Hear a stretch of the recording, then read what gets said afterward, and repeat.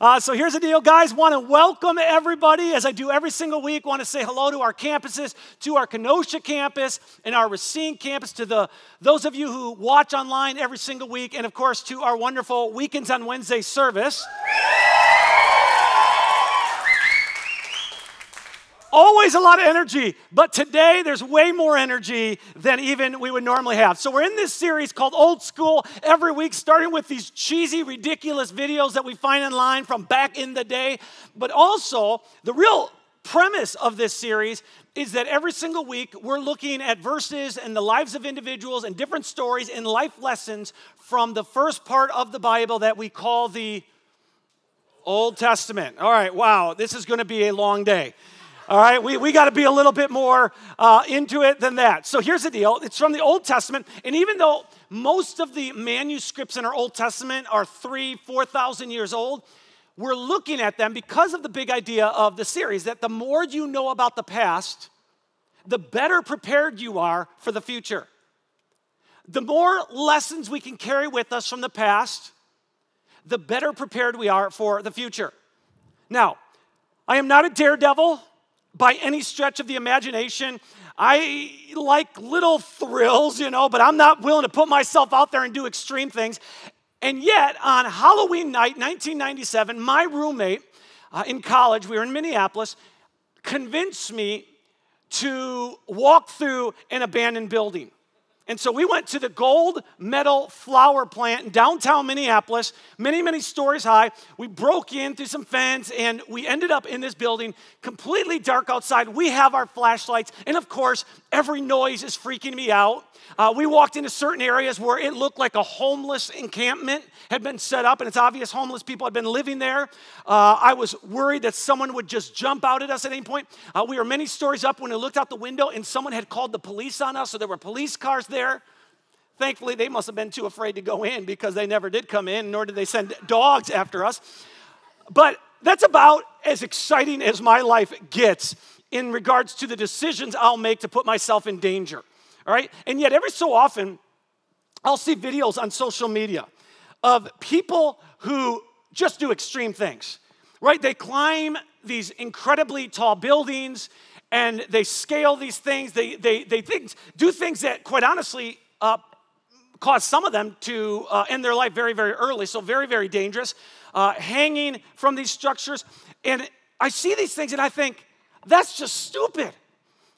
Life has enough turbulence and craziness and uncertainty on its own that I don't have to go put myself in those situations. And so this question that we're going to wrestle with today is, what do we do when our life experiences uncertainty? What do we do when we are forced into a season where we can't see what's ahead of us and it's very, very scary? Now, the cool thing for all of us is that when we get together, we actually study the Bible. We look at verses in the Bible and stories in the Bible. And in the Bible, specifically in the Old Testament, the first part of our Bible, the different manuscripts that make up our Old Testament, there's 39 of them. They were written, many of them, in times of uncertainty. They were written by individuals who experienced a lot of uncertainty, and some of them did it successfully and others not so well. And so the question we're wrestling with is, what happens? How do we respond? What do we do when we experience uncertainty? And looking at some of the stories in the Bible, we're going to be able to get a little bit of direction. And today we're actually going to not look at several stories. We're going to look at a specific story in the Old Testament. And I'm just going to tell you, it's one of my favorite stories. It is an amazing story, and that's because this is a story that doesn't have any miracles. And there's no angels that show up, and there's no clouds that part and the voice of God thunders down. Because when I read stories like that, if I'm honest with you, it just kind of feels like someone's cheating, right? Because it's easy to follow God when he just makes himself known in undeniable ways. And since following Jesus is not like that for me, right? I don't have all of these different voices of God that speak or angels showing up. Since following Jesus to me is just a regular daily routine, often filled with difficulty and uncertainty, I like the stories where there's no obvious miracles and where people are struggling, but God still is somewhat active. And the reason I like those stories is because I can relate to them, as can many of you. But in uncertain times, God does seem distant and he does seem far away. And then it makes me wonder, why is he distant? Does he not care about what I'm going through? Is he not interested in my life? Is he not interested in my family or my health? And so the story we're going to look at today is filled with uncertainty, and it's a very famous story. It's a story that focuses on a guy by the name of Joseph. Now, even if you're not a religious person and don't show up to environments like this on a regular basis, my guess is at some point you've heard about Joseph, okay? Because there are musicals that have been created featuring Joseph. About 20 years ago now, DreamWorks actually produced a animation on Joseph, the King of Dreams. Back in the 90s, TNT put together a mini-series on the life of Joseph. And so my guess is we've heard of him. If you haven't, you don't have to be embarrassed about it. Or maybe you have and you're just vaguely familiar with him. That's totally fine. The story of Joseph is a story of a guy who pretty much does everything right. He resists temptation. He loves God. He tries to live his life in a way that honors God. And he just says, I'm going to try to stay on the straight and narrow when it comes to my morals, when it comes to ethics. Like Joseph is the boy all of us want in our family, right? Because we tell our kids, you do what's good and good things will happen to you. Kind of like karma, right? Life is going to move in the direction you want. But here's Joseph. He does everything right. He tries to honor God. He tries to resist temptation. And yet his life is filled with uncertainty and difficulty. And quite honestly, things fall apart for him. Now, this is a story that takes place over a time period of about 13 years. This is important to realize, right? It's a time period of 13 years. So this isn't like something happens on a Monday that's uncertain and Joseph prays, but by Wednesday, God answers his prayer. Like when people come up to me and share great stories of God answering prayer, I'm always excited for them. But when it's like one of those things is like, you prayed yesterday and now he answered your prayer today, I'm just like, get away from me. Yeah. Like, come on, that never happens to me. Well, what's going on here? But this is a time period of 13 years. And we forget this often when we read the Bible, that sometimes in between chapters, sometimes it's even in between verses, certainly when we flip pages, that often time jumps ahead. Sometimes it's 5 years, sometimes it's a decade, sometimes it's 100 years, and we don't even realize it. So even though there's just a few chapters we're going to look at today, it's a time period, again, of 13 years. Now, the story starts out with knowing a little bit about Joseph's dad. His dad's name was Jacob. Okay, Jacob had 12 sons. He also had a daughter we know about, but he had 12 sons. Guy didn't know a whole lot about birth control. I actually came from a large family, so I can relate to Joseph on that. In my family, there were 7 of us kids, and so I relate to him on that level. And then, even though there were lots of kids, Joseph was his parents' favorite, specifically his dad's favorite. And again, I can relate to that because all growing up, I knew, it was just clear to me by the gifts my parents would give me and how they would treat me, right, that I was their favorite. And so one of the gifts that Joseph's dad gave to him was a jacket that was incredibly colorful and really made him stand out from his brothers. Okay, have you ever watched the movie Starsky and Hutch back in the day? Just picture Snoop Dogg and the jacket he was wearing, okay? This is Joseph. Every time you hear the story of Joseph, just picture Snoop Dogg in his hip-hop fur coat because that was Joseph. His brothers are all wearing hand-me-downs, but that's what he gets to wear. And so they're incredibly jealous of him. And instead of just kind of playing it off, he actually adds fuel to the fire. He says things, he does things that kind of rub them the wrong way. Joseph actually had a couple different dreams in which his brothers were bowing down to him. And instead of waking up thinking, oh, that's kind of interesting, he wakes up, finds his brothers, and he tells them about it. Hey, I had these dreams, you were bowing down to me. And so they hated Joseph. Well, one day, Joseph's brothers are out watching sheep. This was not just something they did that particular day. Sometimes they'd be out for weeks at a time, and they would bring him to different pastures. And so his brothers are out watching sheep, and he's at home like he regularly is, watching video games, eating nachos, chowing on ice cream or whatever. And his dad interrupts him, and he says, Joseph, I need you to go check on your brothers and tell me how they're doing. And instead of saying, Dad, I don't want to, Joseph kind of jumps up. He takes this opportunity because Joseph was kind of a tattletale. If he found his brothers goofing off too much or doing things they shouldn't do, he got to run back to daddy and, hey, daddy, you know, they're screwing around. And again, his brothers would be bothered because of his attitude and how he treated them.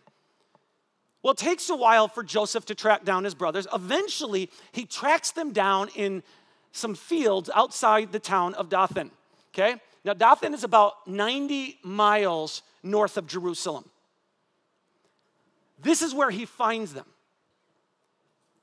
And when they see him coming their way, it just causes something to come up inside of them. Here's what we read. When Joseph's brothers saw him coming, they recognized him in the distance. As he approached, they made plans to kill him. Here comes the dreamer, they said. Come on, let's kill him and throw him into one of these cisterns. We can tell our father a wild animal has eaten him. Then we'll see what becomes of his dreams. So in just a moment's time, Joseph's life of privilege and comfort and security is about to come to an end. Joseph's brothers are fed up. They've had enough. And so they see him coming, they surround him, they tackle him to the ground, and then they throw him into a cistern, which was used to collect water. That's what cisterns are used for. And after throwing him into the cistern, the brothers actually get into an argument. What are they going to do with Joseph? And they go back and forth in this debate. Some of the brothers say we should kill him. Others say we should sell him or get rid of him to other people. I don't think we should kill him. And so eventually it's kind of like they flip a coin and they decide to be merciful. They decide to sell their brother Joseph. That was mercy for them. So the brothers have made this determination, and sure enough, not long after they made the determination, there is this group of individuals called the Ishmaelites who come their way. They're passing through Dothan. And so Joseph's brothers stop them and they say, hey, we've got this kid here that we want to sell to you. Now, the Ishmaelites were actually distant relatives of Joseph and his brothers.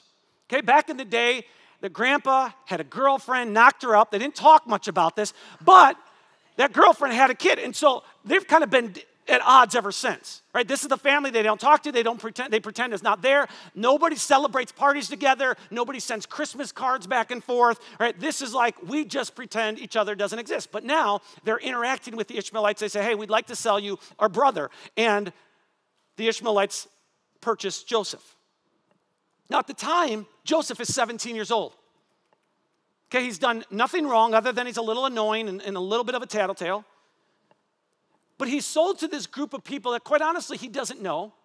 He's marched through the desert hundreds of miles, tied up because they don't want him going anywhere. And eventually, he finds himself in Egypt and put on an auction block. He's about to be sold again. So this spoiled boy from a wealthy family with a very bright future in front of him is now half naked, standing on an auction block, and all of this has happened in less than a month. That is uncertainty. Matter of fact, it makes this uncertainty we have in our lives and the chaos that we have in our lives and the difficulty in our lives, if we're honest, it just kind of pales in comparison to what Joseph is going through here. So Joseph has been sold to the Ishmaelites. He's now on the auction block, about to be sold again. And here's what we read. When Joseph was taken to Egypt by the Ishmaelite traders, he was purchased by Potiphar, an Egyptian officer. Potiphar was captain of the guard for Pharaoh, the king of Egypt. Now, I know this is where a story starts to get confusing because it's like, okay, new people being introduced. I'm forgetting where we're at, so let me just clarify for you. Pharaoh was the king of Egypt. He was the head honcho. He was the big daddy. He was the man in charge. Potiphar worked for Pharaoh, okay? He was the captain of the bodyguard. He probably looked a little bit like The Rock, all right? That's who Potiphar was. And so he purchased Joseph from the Ishmaelites to be his own servant and slave, okay? Because he didn't have these robotic vacuums he could have going around the house. He didn't have Alexa that he could say, turn off the light, and it would turn off. You know, he didn't have all that. And so he says, man, I got to, get me someone who can do that. And so he purchased Joseph. Joseph is at an all-time low. Nothing is going in his direction. And yet we read these fascinating words. The Lord was with Joseph. Nope. The Lord wasn't with Joseph. Because if the Lord was with Joseph, he would never have been thrown into a cistern. He would never have been sold into slavery. He would never have been purchased by Potiphar, right? If the Lord was with Joseph, he would be in the comfort of his home. He'd have air conditioning. He'd have video games. Mommy and daddy would be making him food, right? If the Lord was with Joseph, that's how life ought to turn out, because that's what happens when God's with you. And if the Lord was with Joseph, as soon as his brothers tried to tackle him to the ground, the Lord should have struck them dead, because that's what God does when he's with you. Or at least, when they tried to tackle him to the ground, a voice from heaven should have shouted out, "Leave Joseph alone." And then all the brothers would have been in fear and trembling, and they would have gotten under the ground, right? Because when the Lord's with somebody, they don't get thrown into a cistern. They don't get sold into slavery. This is why I love this story so much. Because it is so easy to follow God when everything is going in your direction, and you get the promotion, and you get the raise, and you sell your house for way more than it's worth, and you get the girl of your dreams, and you get the guy of your dream, and you have children, and they're way smarter than anyone else. You know, they're going to be the next Elon Musk, and it's so easy to follow God when that happens. But this is a story that's just packed with uncertainty. Joseph is a young man. He's done nothing wrong, and he's sold into slavery by his brothers, and we're told the Lord was with him. If you do not hear anything else I say today, I hope you don't miss this. Uncertainty doesn't mean God is absent or not concerned about you. Uncertainty doesn't mean that God is absent or not concerned about you. Uncertainty is a part of life. Nobody is exempt. It doesn't matter what demographic you fall into, nobody is exempt. It's a part of life. Well, the story goes on. The Lord was with Joseph, so he succeeded in everything he did. As he served in the home of his Egyptian master, all right? My pause in my sentences didn't really work in that sentence there. I realized it as I was reading, all right? So let me try to read this one a little bit better. Potiphar noticed this and realized that the Lord was with Joseph, giving him success in everything he did. This pleased Potiphar, so he soon made Joseph his personal attendant. He put him in charge of his entire household and everything he owned. So even though Joseph's been sold into slavery, even though things are not moving in his direction, even though he's hundreds of miles away from home, God's with him and things are moving forward. Then we read this. Joseph was a very handsome and well-built young man, and Potiphar's wife soon began to look at him lustfully. "Come and sleep with me," she demanded. But Joseph refused. "Look," he told her, "my master trusts me with everything in his entire household. No one here has more authority than I do. He's held back nothing from me except you because you are his wife. How could I do such a wicked thing?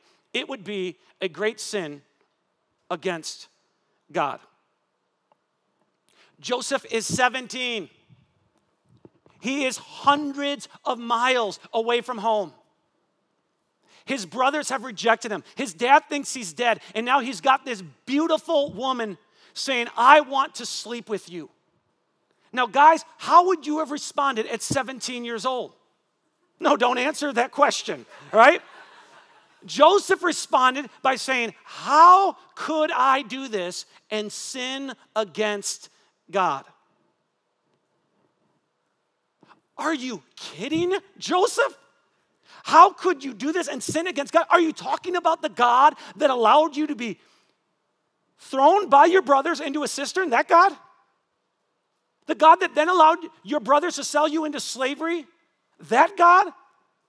The God who allowed you then to be sold again into a household of Potiphar? That God? The God who now has allowed you to be in a situation of overwhelming temptation? You're wondering about how you can be obedient and faithful to that God? I mean, come on, Joseph, your God's hundreds of miles away.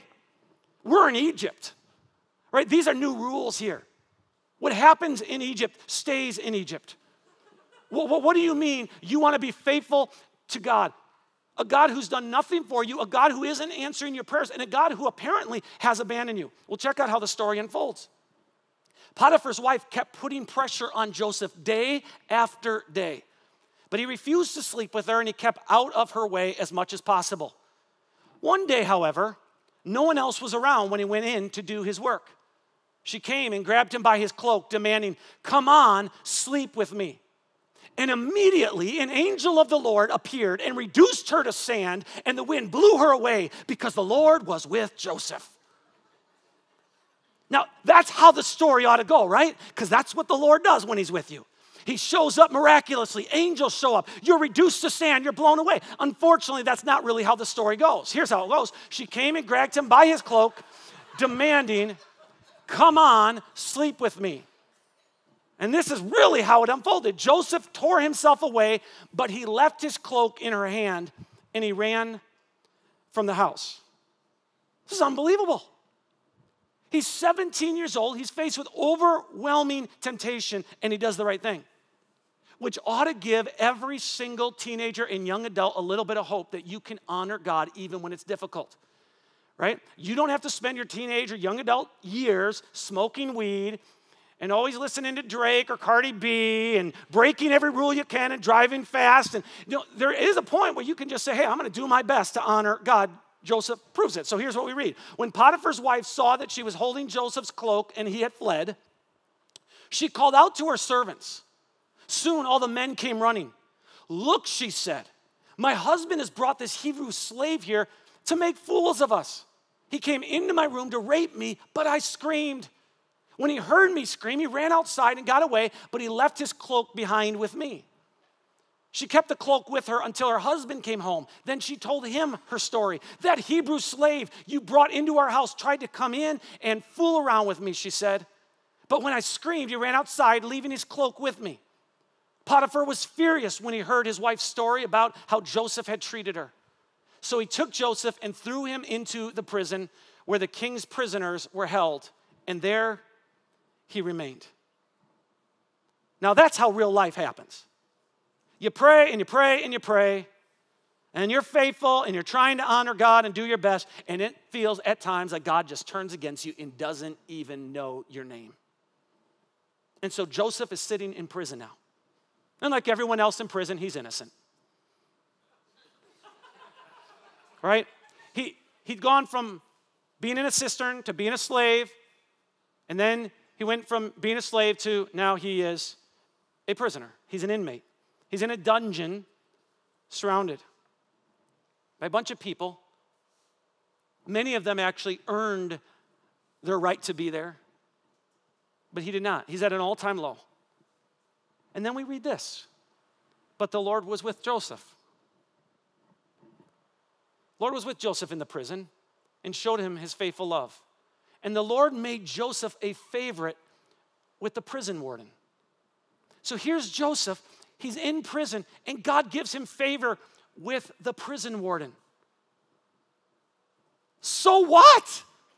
If I was Joseph, I'd be like, I don't want favor with the prison warden. I don't want to be friends with the prisoners.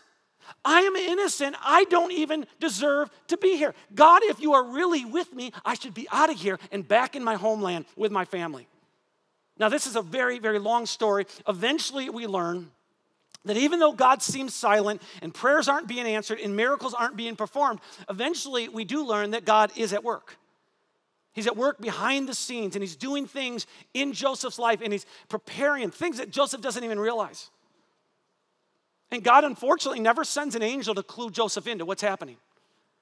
And he never gives him a big vision or dream to let him see the big picture.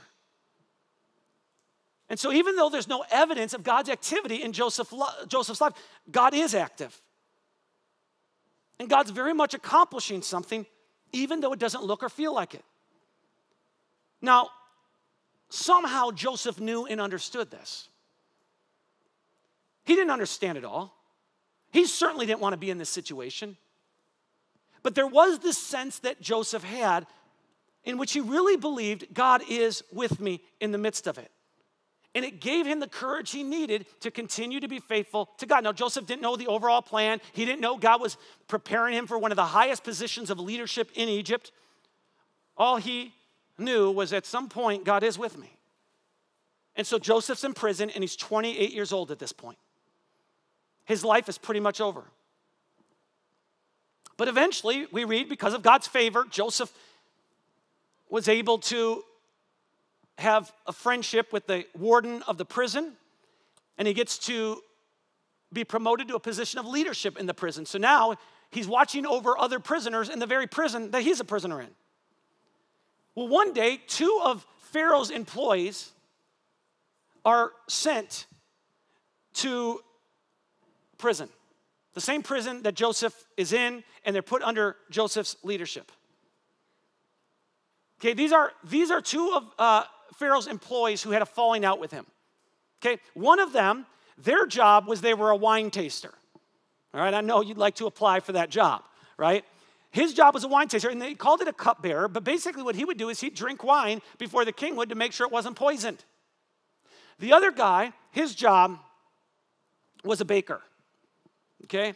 He worked for Piales, or he worked for, we could put in the names, and so Joseph and these guys would stay up late at night, and they'd tell stories, and they talk about the good life back in the day, what it used to be around people of power and influence and to see a life of privilege. Well, one night, something strange happened. The baker and the cupbearer both had very disturbing dreams. And they woke up and cold sweat, and they were really concerned about their dream, and they would tell it to other prisoners, and nobody could interpret it. And so in the morning, they said to Joseph, hey, we had a dream last night. We want to tell you our dream and see if you know what it means.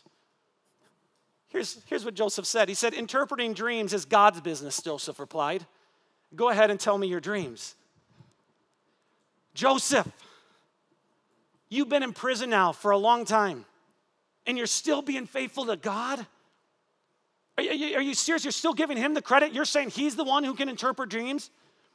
Well, after hearing the dreams, Joseph does receive incredible insight and wisdom from God in which he's able to interpret the dreams. So I kind of lied earlier when I said there are no miracles. This is pretty miraculous, that Joseph can hear the dream and he can have this insight and wisdom to what that dream means. And here's what he says. He says, hey, listen, 3 days from now, some big things are happening. He says to the baker, he says, bad news for you, buddy. In 3 days, you're getting called out by Pharaoh and he's going to kill you. You're done. And then he says to the cupbearer, he says, 3 days from now, you're going to be called out by Pharaoh, but you're going to be promoted to the job you used to have. So good news for you. And then Joseph's like, I'm going to take advantage of this moment, all right? And so here's what he says to the cupbearer. He says, and please remember me and do me a favor when things go well for you. Mention me to Pharaoh so he might let me out of this place, for I was kidnapped from my homeland, the land of the Hebrews, and now I'm here in prison, but I did nothing to deserve it. Joseph didn't want to be here. Joseph was ready to be out. He knows he's innocent. He's getting frustrated. And so he says to this wine taster, this cupbearer, hey, don't forget about me. Let Pharaoh know who I am. And here's what we read. Pharaoh's chief cupbearer, however, forgot all about Joseph, never giving him another thought. Right? Sure enough, Joseph's interpretation came true. 3 days later, the baker's killed, the cupbearer's promoted, and the cupbearer forgot all about Joseph. Have you ever felt forgotten? Forgotten by God? Forgotten by people that you helped at one season of their life, and now you need their help, and they don't seem to be anywhere around? Joseph's forgotten. 11 years have gone by at this point in Joseph's life, and the only thing we really know about him is that the Lord was with him. I want you to know that when you open your heart to the grace of God, when you decide to follow Jesus, God makes this promise, I will be with you. Now, often, as we follow Jesus, it doesn't feel like he's with us. We look around and say, God, I don't see you anywhere. And that's because often we only look for God in the good. When life's difficult and challenging and uncertain, we don't see God in those moments. But God is still at work. Right, 10 years ago, I was not at a good place in my life. I was struggling daily with a sense of purpose. I was wrestling through the death of my brother who had been killed in Iraq.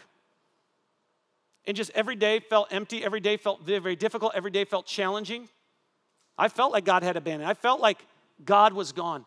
But God used those emotions. He used that season of my life to do something in me. And that was the starting place for Great Lakes Church. I was living in Seattle at the time, and I just kept feeling restless. And so God used a season of difficulty and a season of uncertainty to do something in me. Well, Joseph's forgotten about. 2 years later, Pharaoh has a dream. Okay, so Baker's been out for 2 years. Pharaoh now has a dream, and he's frustrated because it's an overwhelming dream. He can't understand it, and so he tries to, talk to people, and nobody knows what this dream is, and nobody can interpret it. And finally, the cupbearer says, oh, hey, I got a buddy. I know a guy. I totally forgot about him, but a guy interpreted a dream for me once. His name was Joseph. And Pharaoh's like, get this guy here. So they run to the prison, and they get Joseph, and they comb his hair, and they make him take a bath, and they shave him up and put essential oils on him, and they put him in front of Pharaoh. And he's in front of Pharaoh. And Pharaoh says this, then Pharaoh said to Joseph, I had a dream last night, and no one here can tell me what it means. But I have heard that when you hear about a dream, you can interpret it. Oh, man, this is your moment. Joseph, don't screw this up, because this could be your get-out-of-jail-free card. Here we go. It is beyond my power to do this, Joseph replied. What? Joseph, fake it till you make it. Put a smile on your face and just make something up. Do not tell him you are unable to do this. He continues. He says, but God can tell you what it means and set you at ease. The same God who let me get thrown into a cistern. The same God who allowed me to be sold by my brothers into slavery and then sold again to Potiphar. The same God who let me get framed for rape. The same God who forgot about me in prison. The same God who let me get forgotten about for 2 years by the cupbearer. That's the God who can interpret your dream. And so sure enough, God gives Joseph this insight and this wisdom, and he interprets the dream, and it basically says, hey, Pharaoh, we're going to go through some rough times in Egypt. Years from now, there's going to be a big famine. You need to prepare now for that famine. And if you do, you're going to have a position of power and influence in this world because you're prepared. And Pharaoh decided to listen to Joseph, and sure enough, he had a place of power and prominence in the world. But he was so impressed with Joseph's wisdom, and he was so impressed with the insight that Joseph had, that we read this. Pharaoh said to Joseph, I hereby put you in charge of the entire land of Egypt. You're my right-hand guy. You are second in command. You now have a lot of responsibility because I see something in you. This is not something you can put on your list of goals. Right? When you're sitting in a dungeon, this is not part of your 5-year strategy. Here's what I'm going to do, and then I'm going to be over the land. No, this is only something that can happen when you live your life in such a way that you genuinely believe, even in the worst of circumstances, God is with me. It may not turn out happily ever after, but I am going to continue to be faithful to this God. Well, fast forward to the end of the story. Sure enough, a massive famine hits most of the known world at the time. Well, Joseph's brothers living hundreds of miles away, they experienced that famine. They're running out of food. And so, like many people, they travel to Egypt looking for food because Egypt has stored up food. They prepared for this event. And through a crazy set of circumstances, these brothers find themselves standing in front of Joseph. It's been 13 years. He looks different. He's wearing different clothes. And so they don't recognize Joseph. And it's a little bit of a time period where he messes with them. He just kind of wants to, play some games with them and see how they respond. But eventually, he reveals himself to his brothers. And he says, it's me, your brother Joseph, the one that you sold to the Ishmaelite traders. And they panic. And they're just going crazy because they know retaliation is coming. They know it's pretty much over for them. But Joseph said, hey, calm down. Here's what he says. He says, you intended to harm me, but God intended it all for good. He brought me to this position so I could save the lives of many people. Right, this is the story of someone who did everything right. Resisted temptation, tried to honor God, tried to keep his life on the straight and narrow. But for 13 years of his life, it just seemed like it was always going downhill. and it was seeming like God had forgotten about him, and it was seeming like God had abandoned him. It was just filled with uncertainty. But he lived with this confidence the entire time. I believe God is with me. So let me wrap up our time together by asking this question. What does it look like to live with the confidence that God is with me? Just think back on the past 13 years of your life. Think of the different relationships you've had. Think of the different jobs you've been a part of. Think of the different seasons you've been in, the challenges, the difficulties. How would your life look different today if any time during the past 13 years you would have walked through those challenges and those difficulties and those seasons with the confidence that God was with you? What would you have done differently? What words would you have said differently? What would generosity have looked like in your life? What would relationships have looked like in your life? Would you have dated any differently? Would you have done marriage any differently? Would the way you parent have been any different in the seasons of crazy frustration if you knew beyond a shadow of a doubt that God was with you? I guarantee for me it would have. There have been so many stressful things in my life over the past 13 years, and I'm not going to get into it. I've shared many of the different stories. And here's the deal. When I get stressed out, often it just fuels heavy emotions in me. I'll say words that are hurtful to people. I don't know how to respond. I just say things and move forward, and it hurt people. And unfortunately, it happens in my household, right? It's happened with my wife. It's happened with my kids. I just wish I could push a rewind button 13 years and say, okay, I know I'm frustrated. I see my kid going in that direction in life, but God is with me. God is with them. And I don't know how it's all going to turn out, but I know he's here. Right? My marriage, it's feeling tension right now, but God is with me. Right? I'm feeling stressed with the church. We don't know where we're meeting this week. We don't know what's going to happen. We don't know how we're going to pay these bills.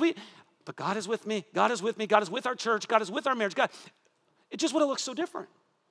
I can't hit the rewind button, and neither can you, but we can spend the next 13 years of our life. In every season, in every circumstance, in every challenge, in every uncertainty, we can spend the next 13 years of our life living with the confidence, and we'll have to remind ourselves over and over and over that God is with me. And may it change the way we live. May it impact the decisions we make, and may it influence our relationships. Let's pray. Heavenly Father, thank you for this promise that you are with us. In every situation that's being experienced right now, in every difficulty and every uncertainty, I pray that you would give us this confidence that you are with us. And that regardless of how our life unfolds and turns out, help us to be faithful to you, because we've never lost sight of the fact that you are present in our lives. We pray this in Jesus' name. Amen.